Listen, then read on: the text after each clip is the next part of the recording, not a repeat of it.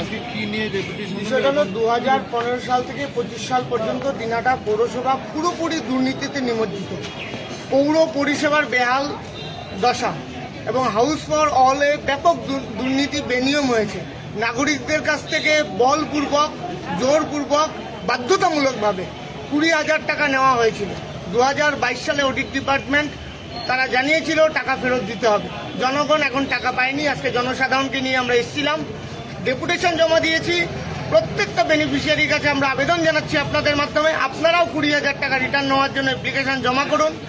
প্রতিদিন দিনাটা প্রমোদ দাশগুপ্ত ভবনে সন্ধ্যা 6টা থেকে রাত্রি 8টা পর্যন্ত আমাদের হেল্প ডেস্ক থাকবে, সেখানে সহায়তা নিন এবং পৌরসভা দুর্নীতি সংক্রান্ত যে কোনো বিষয় আমাদের নজরে নিয়ে আসুন। এবং যাদের ঘর পাওয়ার যোগ্য, এখনো ঘর পাননি, তারাও আবেদন করুন অনলাইনের মাধ্যমে, যাতে দল মত নির্বিশেষে কোনো রং না দেখে তাদেরকে নেওয়া হয়। এবং আমরা দাবি জানিয়েছি পিডব্লিউডি সেকশনকে কেন্দ্র করে আলাদা ডিপার্টমেন্টাল অডিট করা হোক এবং 2015 সাল থেকে 2025 সাল পর্যন্ত দিনাটা পৌরসভায় যে কালো এবং নেক্কারজনক অধ্যায় ছিল, যেখানে পৌর কর্মচারীদের পদোন্নতিকে আটকে দেওয়া হয়েছিল, যাদের পদোন্নতি হওয়ার কথা ছিল তারা হয়নি, শুধুমাত্র ব্যক্তি স্বার্থের জন্য কয়েকটি মানুষকে পদোন্নতি করা হয়েছিল।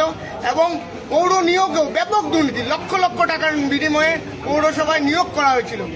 গোটা বিষয়টা তদন্তের আওতায় নিয়ে আসা হোক। আগামী দিনে আমরা এসডিও এবং আইসিকেও জানাবো।